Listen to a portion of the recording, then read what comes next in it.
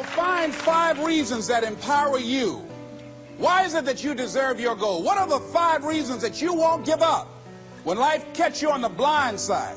When the messenger of misery visits you, what are you going to do? What will keep you in the game when life knocks you to the canvas?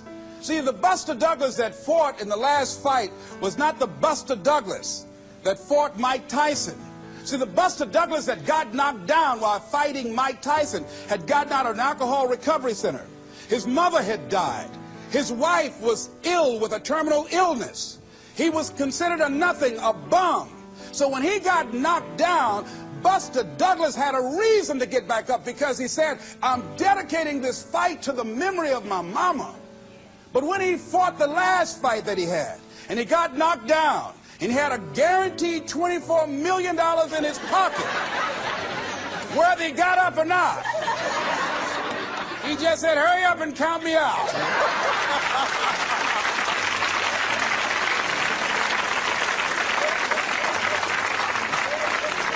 And I don't blame him. Why get hurt? He said, no, why'd you leave so soon? Somebody's about to get hurt, me. So you've got to have some reasons that when life knocks you down, and it's going to. Hello, it's going to knock you down. When people disappoint you, and that's going to happen. When they betray you, and that's going to happen. When they lie to you, and that's going to happen. When they say, oh, you can count on me, and they won't show up, and that's going to happen. When you want to throw in the towel and give up yourself, and that's going to happen. When life collapses on you and catch you on the blind side, it drop you to your knees and start choking you. You got a dream? No, I ain't got no dream. And that's going to happen. What reason can you remember that you can call on, that you can reach on, that can make you get back up? Find that reason. Because when life had knocked me down, I said, life, I'm doing this because I want to make my mama proud of me. I'm doing this because I want my children to have a better life than what I have. I'm doing this because all my life I've been told I'd be a loser, that I wouldn't make it. All my life I heard people say, maybe take them back to the welfare department. I'm doing this to make them a lie. I believe, like Frank Sinatra, he said, the best revenge in life is massive success. I'm doing this so I can become massively successful. And with that kind of courage, with that kind of affirmation and reason to empower me, I got a saying that when life knocks you down, try and land on your back, because if you can look up, you can get up. All right?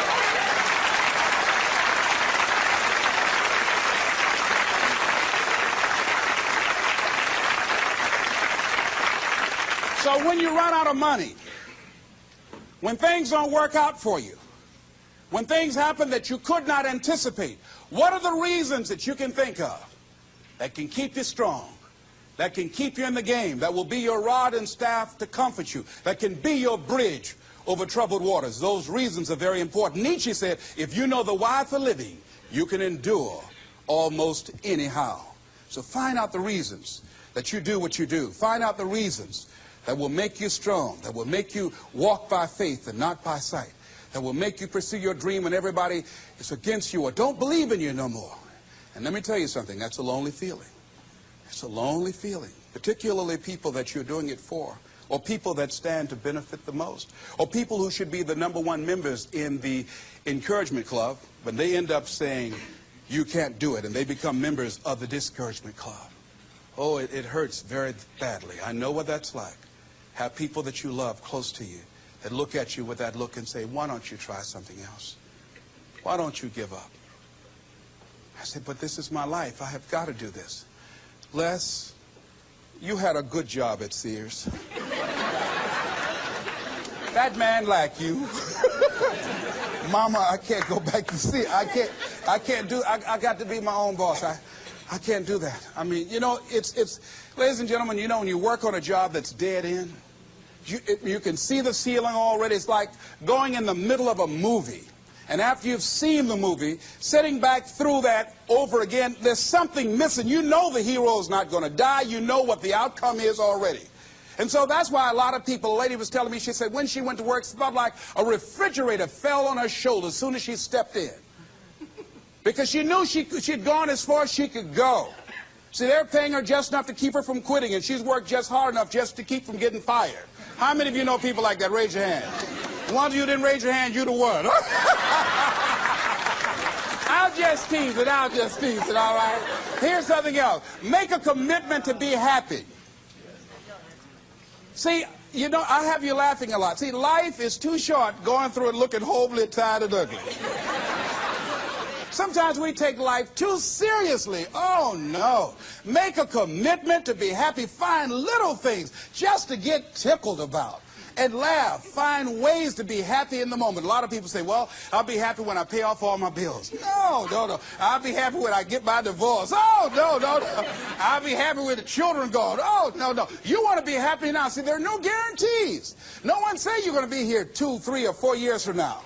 So you want to be happy right now in the moment. Repeat after me. I must make a commitment. I must make a commitment to be happy. To be happy. Right now. Right now. Right now. Right now. Is all I got. All I got. Shake somebody's hand on your right and left and say, you deserve to be happy.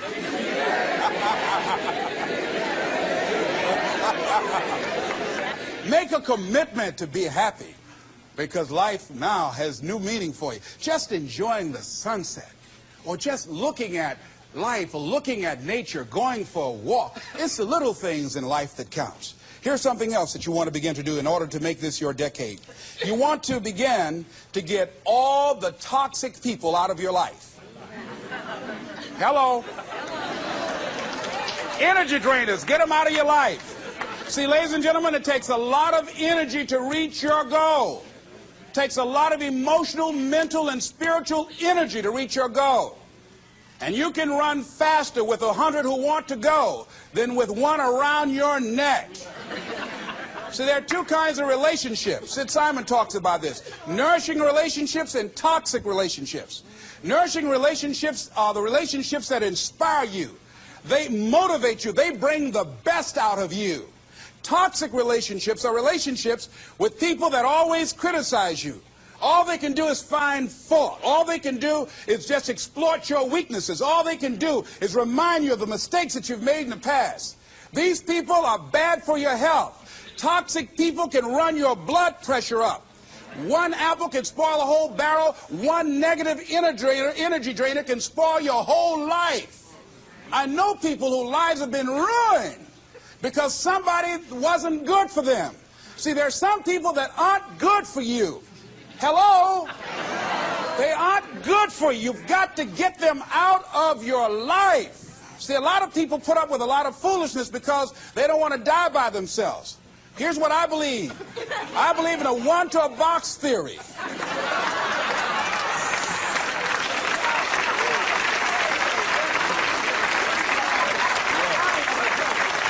Ask this question of yourself. Make a list of who you communicate with most and ask yourself the question, what kind of person am I becoming because of this relationship? Is it helping me to grow mentally and emotionally and spiritually? Am I becoming a better person because of this relationship? Do they bring out the best in me? Do they inspire me? Do they encourage me to develop my greatness? Do they make me stretch? So you got to look at the people in your life and find out, what kind of person are you becoming because of that relationship? My mother used to say, birds of a feather flock together. You run around with losers, you will end up a loser.